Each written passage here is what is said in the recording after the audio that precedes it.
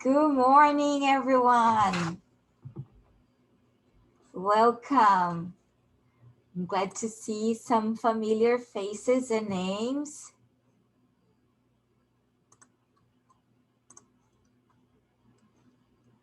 Hello. Here's the time for you guys to turn on your camera so we can see each other. It's a more friendly environment where we are going to share. We can be vulnerable, we can be ourselves, can be direct, we can be whoever we want, we can be even silly. Here's the right place for it. So turn on your cameras and feel comfortable so we can entertain and be friendly and get to put names to faces. Nice. Great. I normally ask where you guys are from, but today I'm gonna give you a different questions. I'm gonna actually launch a poll and I want to know from you guys, have you ever applied for any job with VanHack before? Oh, looks like everyone did. Ooh, a few not. So we're going to have a lot to teach you. I'm so excited for today. Let's see. Let me give a few more seconds so we can get more people to answer. If you ever apply for a job, if you haven't, or if you have and you want to leave a note and say, tell us about your experience, leave in the chat. We are going to do the Q&A by the end, but if we want to interact a little bit, it would be nice to hear from you. Why haven't you applied? Are you afraid of the English verification? You feel like you are just junior and there is no position for you yet. So I want to get to know you all. While we wait a little bit until everyone joins, let me share with you the results. So we have 64 people that already applied for positions and 36 that haven't. I'm hoping that those who haven't have the chance to apply now after all our webinar and with all the tips that Alina brought to us.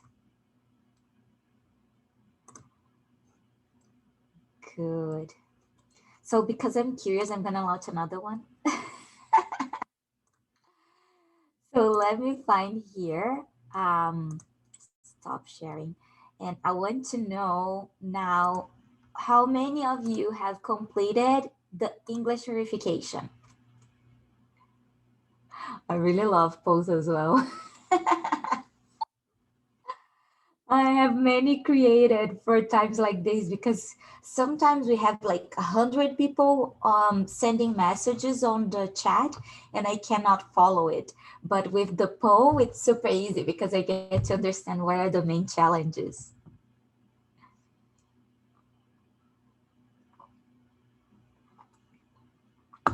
Curious to know. Normally, these results are the best because people who attend the webinar, they normally have done a lot of things. They work on their profiles, they completed the English, those who can already completed the code verification. But I always like to know because sometimes we have new people and then we can get a sense about how many of you are new at VanHack, how many of you are like pros already. All right, let me share the results with you. So 75 already completed, 25 haven't. But I imagine that the reason is because you just joined, right? If not, you're going to just leave this webinar and go do your English verification right away so you can start applying for positions. All right, we gave 5 minutes for those who were not on time. That's more than enough, more than in an interview. And we are gonna start now. So if you wanna open your camera, would be great so we can follow your faces and get an idea about what is making sense or not. But with no further ado, thank you, Alina, for accepting the invite and coming here to share a little bit of your knowledge. With like more than 10 years working as a recruiter, I'm sure you have a lot to teach us. And Alina's anniversary with VanHack is almost there. I think it's 2 years is almost there. So we're pretty excited. If you have questions, you can type I can answer, other candidates can answer, but just by the end, if you haven't answered your question, ask it again so I can read so Alina can answer herself, okay? So thank you very much, and the show is yours. Thank you a lot, Fernanda, and nice meeting you all here. It's also nice seeing some familiar faces, some people I've had interviews before. So I see you all there. That's really nice. Let me just share my screen with you guys. Just a second. Can you all see my screen? Perfect. So basically, I was told by Fernanda that she ran a poll regarding what you guys wanted to talk about today. And you mentioned that you would like to know how to prepare for an interview. So this is basically a quick tips and hints kind of guide, just so you guys perhaps learn something new or think about something that you haven't thought before. So this is a little bit that I can share with you. So basically, my first question to you guys is, are you actively applying for jobs? Because if you are, ideally you should be preparing for interviews, even if you don't have an interview scheduled. And the reason why is because practice makes perfect.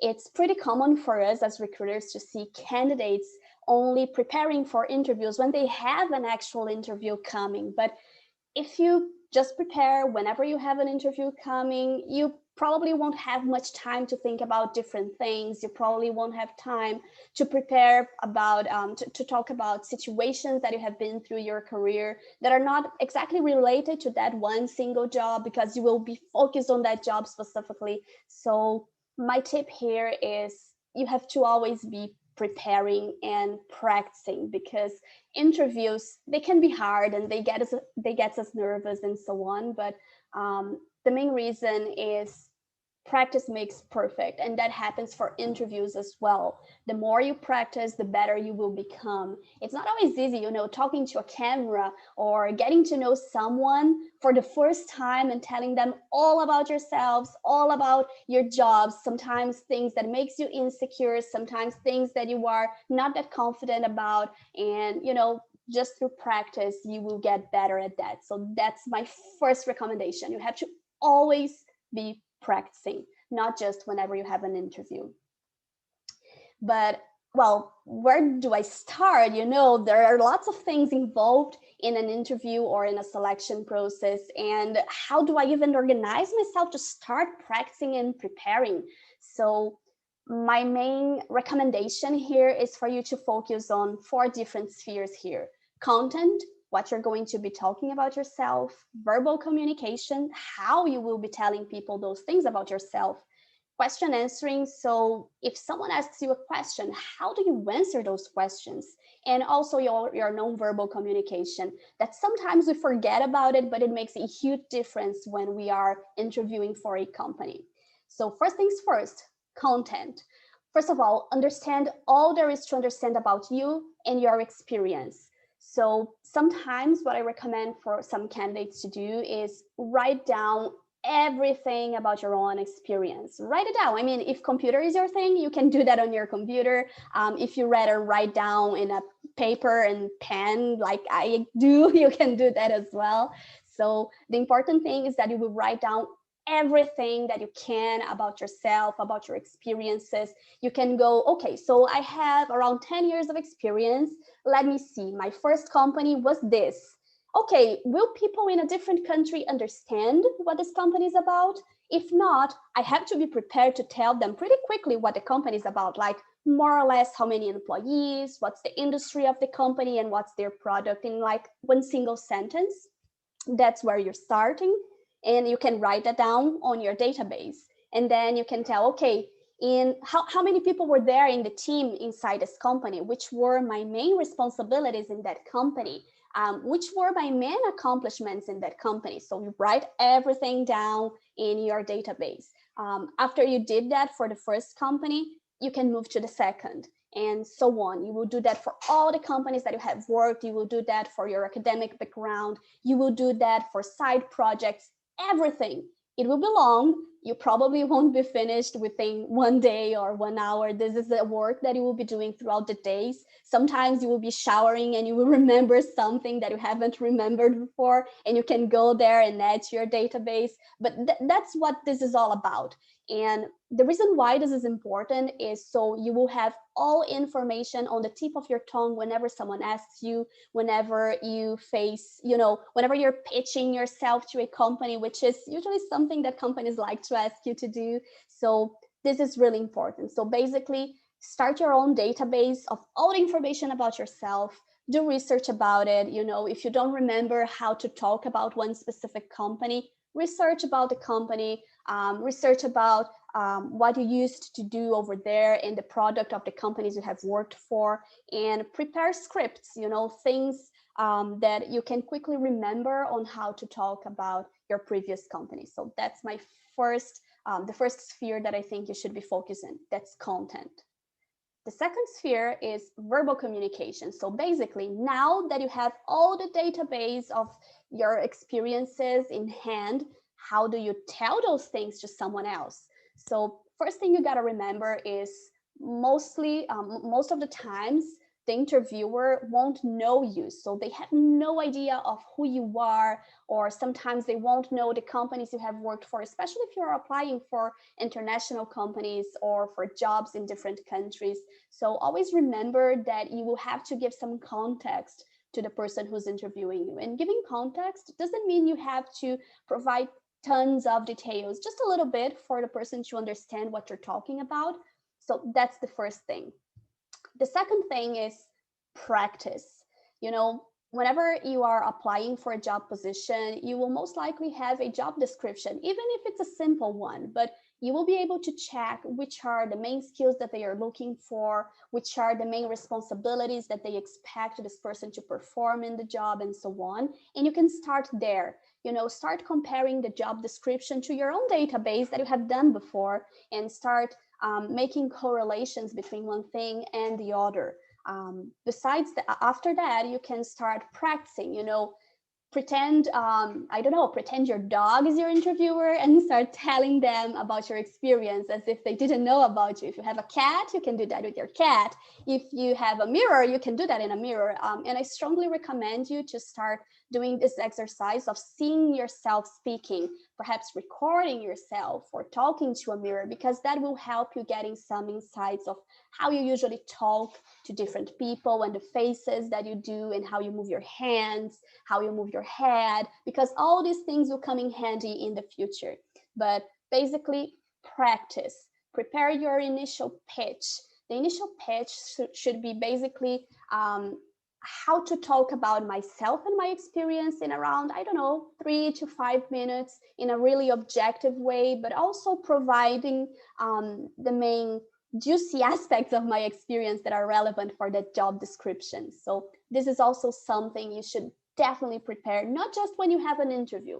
When you have an interview, you will adapt your pitch, you will adapt your communication, but always have something prepared. Besides that, something that you should also be preparing is prepare to answer questions. Of course, if you have a database of all your experiences ready, it will be easier for you to answer questions because the answers will be fresh in your mind. It will be easier for you to access them. But even though you still have to practice on how to structure your answers, that's when STAR method comes quite handy. You can find information about that in the internet. It's nothing too complicated, but basically the key here is to practice using that method. So if a company asks you, for example, tell me about a situation in which you noticed something that no one else has in a code base, for example, you can use STAR method to structure your answer. So your answer will be objective, but also will have all the details that you need to answer properly to the person interviewing you. So that's why I strongly recommend this method. And I know other people inside VanHack also do that because it's a really strong way and it helps you while you structure your answers. And perhaps while practicing question answering, you can get, a list of questions on the internet that companies usually ask. You can write down questions that you have been asked before in interviews in the past, and you can practice answering those questions over and over again. Write it down if that helps you, like a little script or something, or bullet points for you to remember the aspects that you find are more relevant for you while answering those questions so you don't miss anything. And practice saying those things out loud, especially if English is not your first language. This will help you in the future as well. Besides practicing answering those questions, practice your non-verbal communication. Sometimes we forget that the way that we talk, the energy that we use, the voice tone, how fast or how slow we speak, or how much we move our hands or our heads and so on, all these things, they have influence on how the other person will perceive us. So it's always important for you to practice talking, if not exactly to the camera, at least to your screen, so you are perhaps looking to the person interviewing you through a computer. Showing a little bit of energy is always important because it makes you seem like you're excited about what you're talking. So this is also important. Perhaps practice moving your hands a little bit, or if you're a person that moves too much, perhaps tone it down a little bit as well. So just find a balance over there. And it can be hard for us to notice those things because we're not always aware of what we're doing when we are saying things. So that's why talking to a mirror or recording yourself while talking, while practicing all your pitches and your speech, do record yourself and watch that later. And you don't have to be, ashamed or shy. It's just yourself. No one else is going to see that for now. You're just practicing. So you can perhaps watch that video and start paying attention on how you move, how you talk, which parts of your experience you get the most excited about when talking, and so on. So these things are things that I strongly recommend you to do so you are prepared for an interview when an interview comes. Besides that, talking about VanHack specifically, so if you are actively applying to jobs through VanHack, there are a couple of things that you should definitely be doing that will help you and increase your chances of getting called for job positions and selection processes. The first is make sure your profile is complete. Just imagine, if I don't know you, if I have never talked to you, or if I have never seen your resume or your profile, how will I know what it is that you do? Through your profile. So you have to add over there the bits and pieces that are relevant of your experience. For example, if you are a full stack developer, but you are more inclined to backend and you like backend better, add that on your profile. Focus on the backend experiences that you've had in the past. If you have worked with, I don't know, microservices, or if you had a really interesting experience involving scalability, you have to add those things in your profile. Otherwise, I won't be able to guess that you have those experiences. So make sure to add the most relevant bits of your experiences within the job positions that you did those things. Make sure to add your skills over there, the years of experience. All of those things will make it easier for the interviewer or the company while reading your profile to understand who you are, what you do, what you can do, and also to, get them curious about it. So it's important for you to generate curiosity in the person that will be interviewing you as well, so they can ask questions, so they can perhaps, while reviewing your profile, they will tell you, okay, so who are you? Why did you do this? What is this experience about? This company seems interesting. Okay, I'll call this person for an interview and let's hear what they have to tell me about it. So that's why it's important for you to work on your profile. And again, unfortunately, this isn't something that you will work on it for 10 minutes and be done. You can do that for the first time just to get it done, but do revisit on the next day and do revisit on the next week and the next month, or whenever you have new things going on in your professional life. This is a constant thing that you will be updating and working on. The same for your resume, it's not a static thing. You will be updating it and working on it as things happen in your professional life. And I strongly encourage you to do so, because in that way, you will always have an updated resume. You will always have an updated profile. And whenever a company appears out of the blue and asks you, okay, can you send me your resume? It will be done. So no, that's a good thing. So the next thing that you should definitely do if you're applying through VanHack is English verification. So most of the companies that work with us, They do need candidates to have at least some level of English communication. And doing your English verification will enable us to understand which companies you are a better fit to, and also to better support you on your preparation as well. So it's really important that one of the first things that you will be doing on your VanHack profile is your English verification. It's a quick thing, it's not hard, so you shouldn't be scared of it. The idea is just to understand your level. So you have to go and do it first thing and when you are setting up your VanHack profile. Another thing that I strongly recommend you to do, that you can do in your profile to help you, is record a video. It's a way for you to talk almost freely about quick bits of your experience, in a quick way, and show who you are to the person who is reading your profile. It helps a lot. Sometimes I will have questions on whether a candidate has this experience or not, and then I watch their video and I can see how excited they are about what they do, and also they tell me about the experiences that they have. It helps a lot. So it's another nice thing for you to do that will increase your chances of getting called to an interview or a selection process.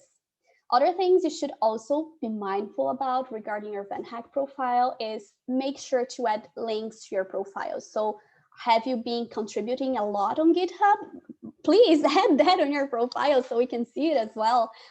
Also, several companies find that really interesting when candidates are involved in community things or meetups related to one specific framework, for example. So make sure to add those things on your resume profile and add the links that are related to that. You can add your LinkedIn on your VanHack profile. You can add your GitHub. If you have your own website, you can add that as well. So make sure that the links are working and add them on your VanHack profile. Last but not least, of course, code challenges.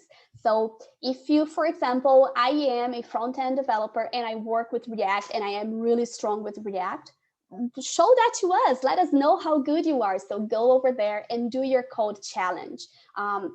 It shouldn't take too long, just separate one day, perhaps a couple of days for you to focus on that, and be sure that when you start it, you will finish it. But, just take a code challenge over there. If you have a great score, that will surely draw attention of companies and recruiters, and they will want to talk to you because, that's a really nice thing to have a great score.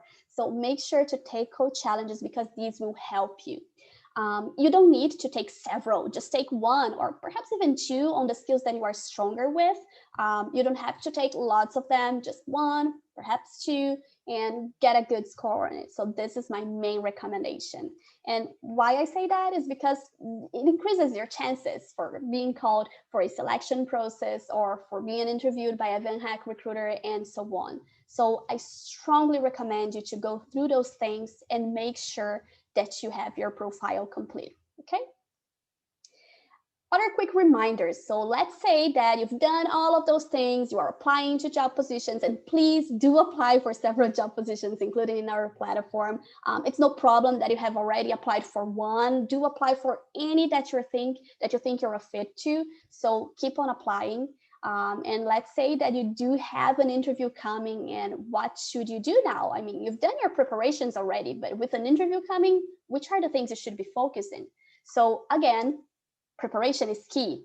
Prepare and practice. Use those things that I've mentioned before about content, communication, answering questions, and nonverbal communication for you to prepare to your upcoming interview. But this time you will be focusing on the company. So research a lot about the company. Look at their website, look at their product, look at the job positions that are open in that company, understand who they are, looking at them on LinkedIn, find them on Glassdoor and research what people tell about the company. Research on the news. Do they have any news that are coming up about them? So you have to understand exactly what the company does, not only for you to excel at your interview, but if things go right, you will be working over there. So you got to understand which kind of company that is, and if you like them, and if you feel like it's a good place for you to go next in your career. So do lots of research.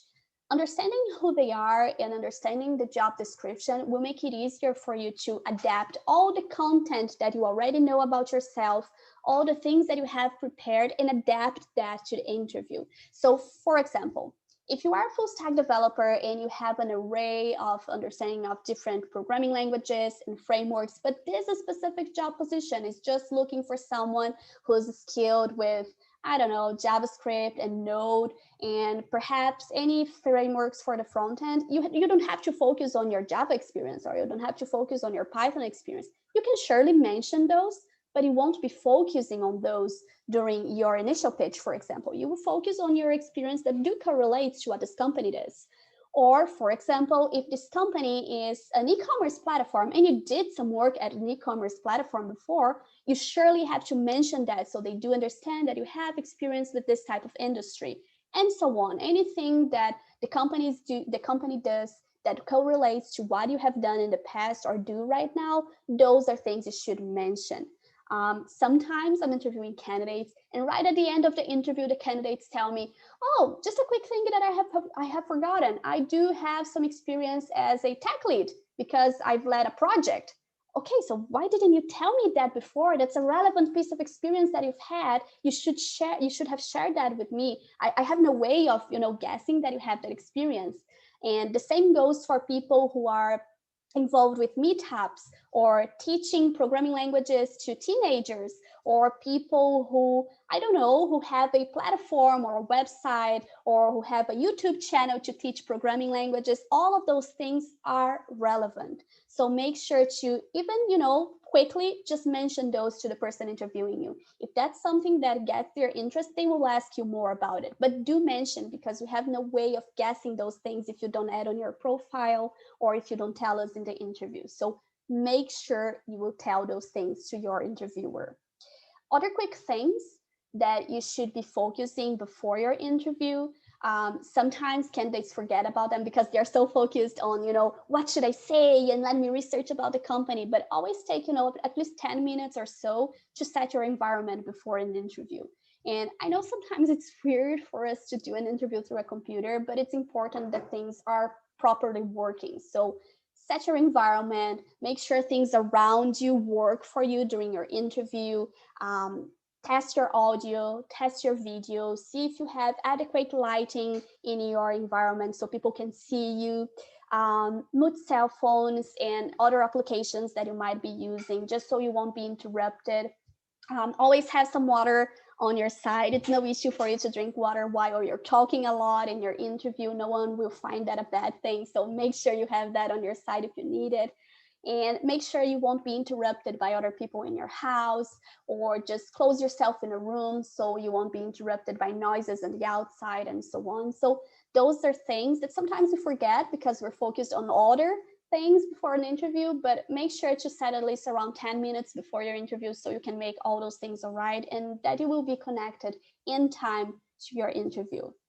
So I think these are the main reminders that I've had for you guys, the main tips.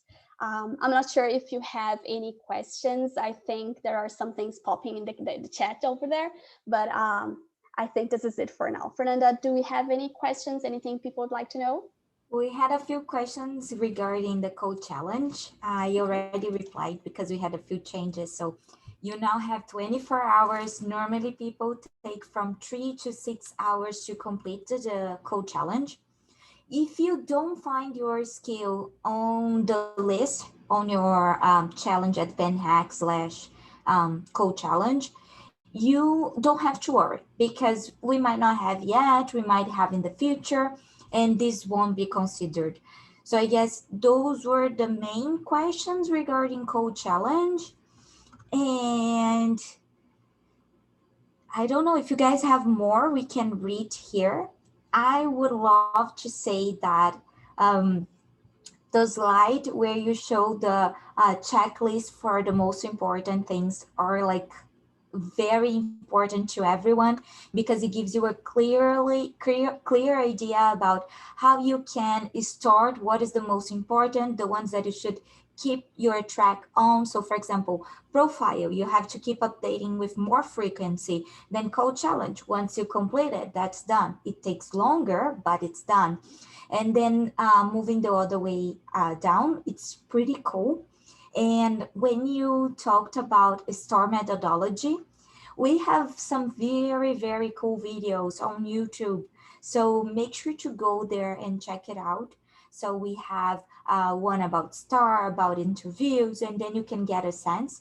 But the STAR methodology is pretty much S stand for situation, T for task, A for action, and R for result. I can type in the chat so you can have that. But it's just a very good way. Situation, task, action, and result. It's a very nice way to answer anything. So if you're thinking about your project in your profile, think about situation, task, action, result. So what are the actions you took for that situation, for that specific task. So that is very, very nice to share. And since no one is sending any question just yet, I want you guys to take some time right now. I can see a few cameras. I can see that Gabriela is on listening, but I want you guys to write down on your name, just like Gabriela did. Rename yourself if you're here just for listening, or if you want to participate on the breakout room for only 5 minutes. I'm gonna set up, divide everyone in pairs, maybe one trio. We are gonna talk for only 5 minutes, and I want you guys to share what was the most key point or the most important thing that you learned from today's webinar. So just get in the break room, say, I'm Fernanda. The most important thing for me was STAR methodology, and listen from each other. But you will have 5 minutes. Don't come back early. Make conversation. Tell about your dog. Tell about your family. I don't care what you guys are talking about, but stay there for 5 minutes and make some friends. So if you're up for attending this the second part, the connecting, the networking, the meetup itself, just leave your name. If you're just listening, add listening, and then I will put everybody in listening in one group, and then you don't need to share anything. Does that make sense? Okay, so I'm gonna divide right now. Sign automatically.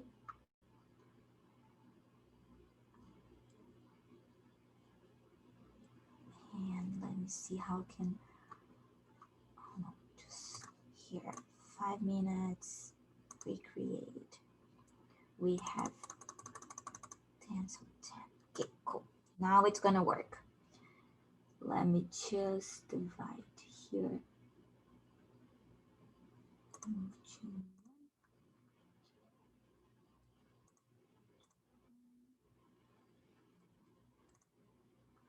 Oh, by the way, I just noticed here Anastasia is here.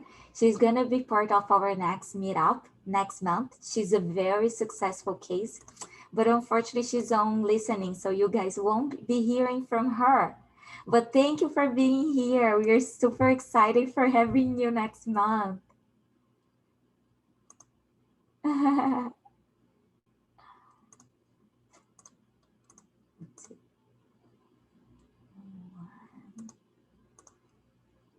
All right. I think we are good. If by any chance I made a mistake, please come back and I will add you to a different group. Okay, see you guys soon.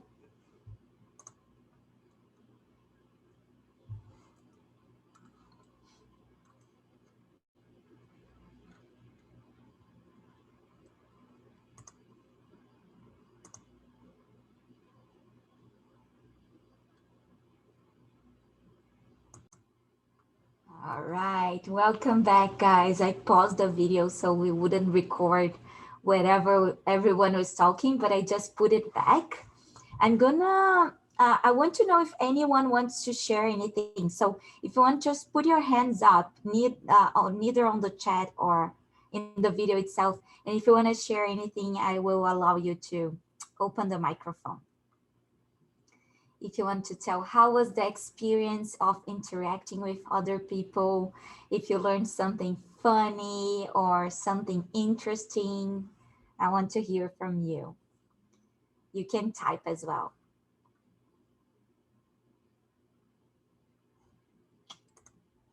Anyone? Be brave, ladies. It's just us. Let me share a little bit then. So one of the things that I didn't talk about in our presentation here is related to time zone differences, for example. And I'm sorry, my throat's already giving up on me. It's just Tuesday, so I have a brave week ahead. Okay, so one of the things that is really important is sometimes you will be interviewing for companies in Canada. They are in Eastern time or they are in Pacific time, and they can be quite far away from your own time zone. So always make sure that you will be doing your interview in a time that is also comfortable to you. And if that's in the middle of the night, as it happens for some candidates who are perhaps in Japan or in the Philippines or in other places, just make sure that you will be well rested before your interview, because energy levels, they show through your camera, they show through your communication skills, and it makes a huge difference. So if you don't think you will be able to take some rest, check if it is possible to schedule to another date or to another time. If it's not possible, perhaps make arrangements so you can at least take a little bit of sleep before your interview or so on, because this makes a huge difference. So this is just a little something that I was reminded by the person I was talking to in the breaking room. So I think it's important to mention to you all. It's a very nice note, because just before I started the webinar, I messaged Alina saying I had to put makeup, otherwise people would be scared of me. I right now I live in Vancouver, but the problem is not that it's early. The problem is that it's dark. Before I see the sun out, I feel like it's already night and I shouldn't be awake. And the sun, it's rising only at 9. So it's so hard for me to wake up earlier when it's so dark and it's rainy or it's cold and my bed calls my name all the time. You see? It's like saying, come back to me, come back to me. Perfect. Um, okay, I have one question about interview questions. So if you can just talk a little bit, Elena, about what are the most common interview questions, then we can answer Rachel or Raquel. I don't know if No worries, no worries. I'm almost certain we do have some documents related to most questioned questions during interviews, but perhaps Alini can share that a little bit afterwards with us. I think she probably has that. But what I can tell you is it varies a lot depending on the company and what they are looking for. Still, some things are always popping up, such as tell me about a situation in which you were really successful, or the opposite. Tell me about a situation in which you failed at something. And usually when people ask these questions, they are not really trying to find which was the time that you made a mistake. They are trying to understand how you dealt with the mistake. Did you do something to solve it? Did you ask for help? Did you learn something about it? Did you research about it? So the main goal here is not to understand what was the mistake, but how you acted upon that mistake. So don't be worried if companies ask that, because the goal here is just to understand how you do things. So again, things related to successful situations in which you made a mistake, how do you deal with difficult people in your team? This also happens to appear a lot. Let me see what else. Do you guys remember anything, Alini? I think these are like the champion ones in terms of the questions that appear the most.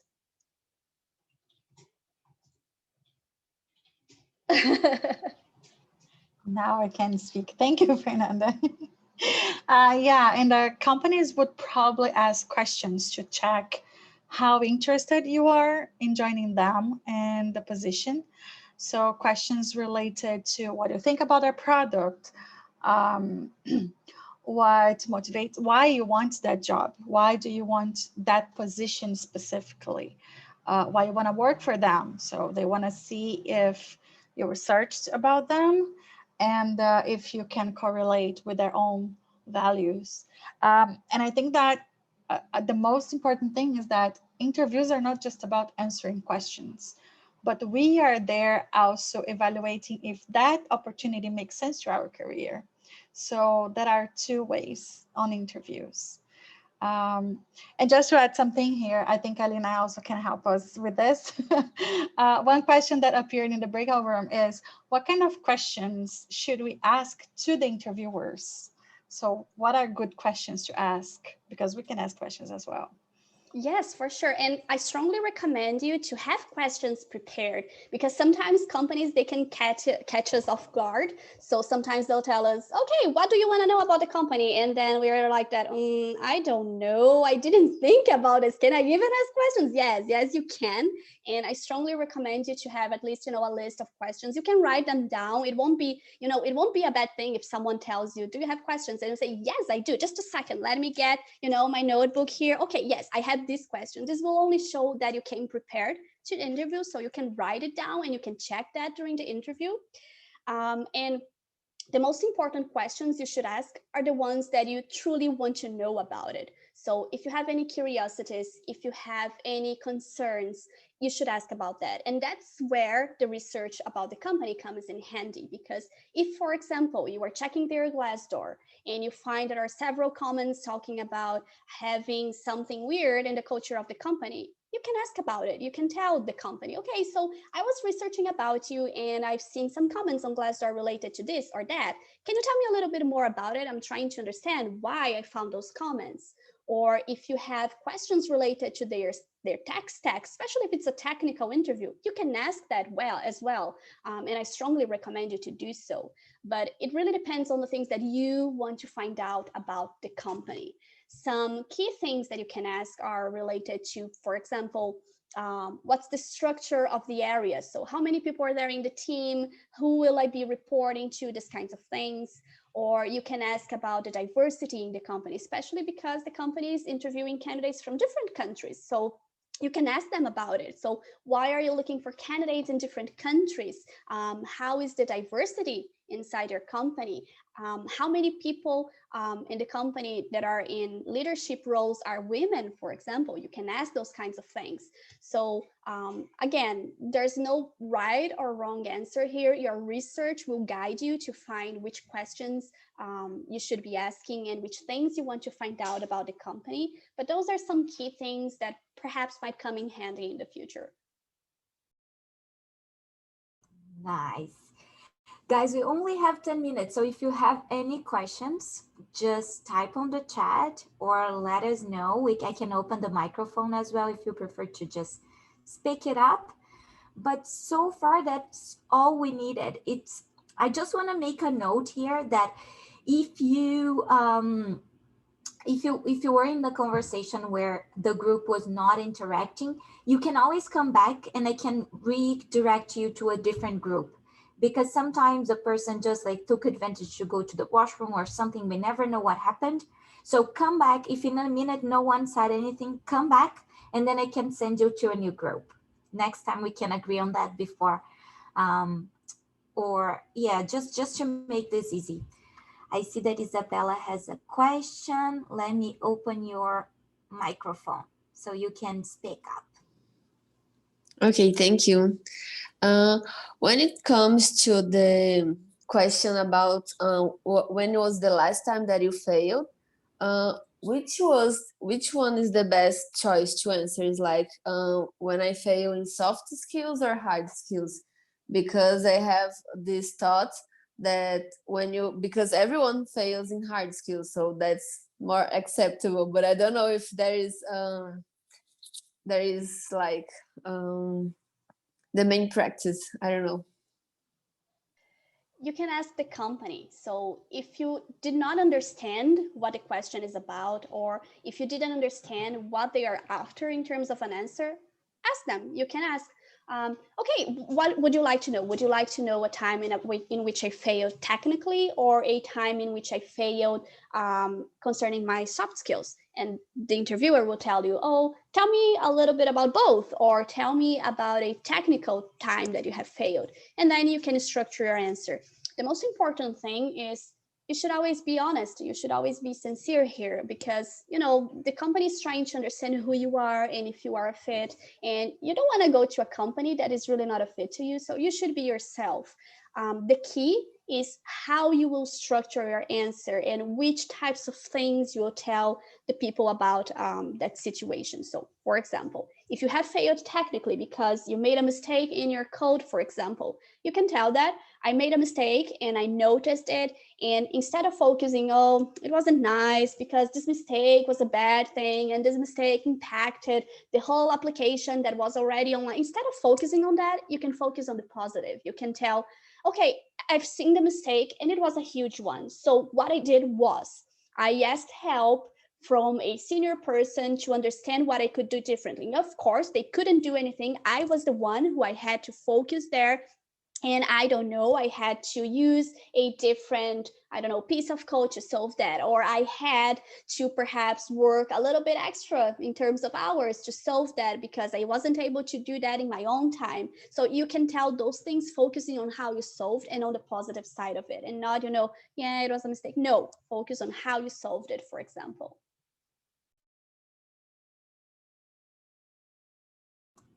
I like the idea of always being positive too. So it doesn't really matter if it was horrible, as long as you turn into a learning curve, a positive outcome, it always helps.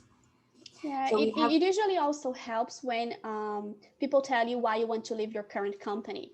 So you can say, for example, oh, my company, I don't have space to grow. I don't like my boss. I don't like the team I work with. I don't like the stack. You can keep on saying all those kinds of things. Or instead, you can say, well, at this moment, I don't feel that I have been learning as much as I had in the beginning when I joined the company. And I'm looking for a place in which I can work with this and that stack, and in which I will be able to be challenged a little bit more. It's almost the same thing. You're just focusing on the positive and what you're looking for your future. So it seems like a tiny thing, but it does make a huge difference when you're telling people about it. Sorry, Fernanda. and no, it's a great point too, because most people just say, oh, because I'm looking for a new challenge. You don't know what the challenge is. You don't understand what that means. That just means like a memorized answer for difficult answers. And giving an explanation like, but what are you looking for? It actually helps them to get to know you. So it's you doing an extra step and actually kind of moving away from the previous question, which is like why you're leaving, and saying like, that's the future I see. And it makes totally sense. One more question, the last question.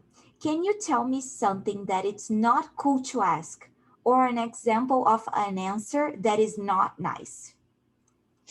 Again, I'm in favor that you can ask almost anything during an interview. It's more related to how you ask that question, how you frame it, and these kinds of things, and not really about content. So some things that I usually don't instruct candidates to do right at the first interview, for example, is to focus on asking questions related to benefits or salary or vacation, because it might scare companies. They might think that you're only trying to understand how much you will be paying and which benefits they will get. And it's not a bad thing per se, because depending on how you structure that, it might not come off as bad. But on the other hand, companies might get a little bit concerned that you're not really there in the selection process for the company or for the job position or for the challenges. You're only there for the money. So I would just tell you, it's not that you shouldn't, but perhaps be mindful on how you do it if you really want to do it, or leave it to future steps in your interview process. So that's one thing, talking about salary or benefits or vacation, focusing that much on that. Um, Another thing that I think it's not nice for you to mention during an interview is talking bad about your current company or talking bad about colleagues or your boss, for example. So just be mindful. Sometimes I understand we are not at a good place, and I do understand that our situation is not the best. But for reasons related to confidentiality, for example, or you just being more gentler in your interview, try not to tell bad things about your colleagues or your company. Sometimes companies, they have issues going on, but again, focus on the positive. For example, if you're trying to leave your company because you disagree on how they handle, let's say, diversity, That's a fair concern. You don't have to say that during an interview. Instead, you can say, I'd love to work for a more diverse company. You don't have to tell your current company is not diverse or your current company has harassment issues. I don't know. There are serious cases going on, but just focus on the positive. I want to go to a company that is more diverse. I want to go to a company that, I don't know, or is more humane towards their employees, these kinds of things, just that. So this, again, it's just on the way how you frame your answers or how you frame your questions. I would add just one point because you said, but it wasn't as the explanation. Not nice means short answers for me. Like if you just say not being challenged enough, I'm good. What is your biggest strength? I'm organized. That's not nice because then you don't show who you are. And that is just like, okay, you're organized based in what? In your messy little brother or in a workplace, you know? So that's exactly what Elena said, giving one example about bad mouthing people. You may even badmouth people, but if you explain why you are saying that that person could improve, just living in a positive note, it might be the case that makes sense. Like for example, the being challenged. Indirectly, you are saying that your boss are not challenging you, but you are not talking bad things about the person, but about the leadership style maybe. So it's completely different. And if you justify, if you explain, if it's not a short answer, it most likely it will be better, right? Good. So just before we go, I want to put Anastasia on the spot and allow her to say something about how is going to be our next meetup. It's going to be not only women, it's going to be for everyone, but I hope you guys are going to speak up and we are going to not leave space for men to say anything. We're going to make all the questions and interact all the time, and they're going to have to be just quiet. But if you want to say a little bit about you and how you got your job here, would be great. Hi guys, I'm Anastasia and I'm a successful case of VanHack. 3 months ago, I moved to Vancouver. I'm Russian, but I have been living in Germany at the time. So yeah, it was my second foreign country. About a year ago, I went through the same exactly process what you do now. I had tons of meetings, meetups, advices, practices, and so on. It was like in the beginning, it looked like it almost impossible. Like I would never believe that in just 1 year, I will be sitting in Vancouver, speaking about rainy days, waiting for the sun and so on. So yeah, I just want to say it works and it's real, and all these advices they really work. I followed most of them when I did my interviews, and I think it helped me a lot. Yeah, so I'm going to be a guest on the next meetup, which is I think February 16th. And I'm going to tell more about myself, about my history, and you will be able to ask questions.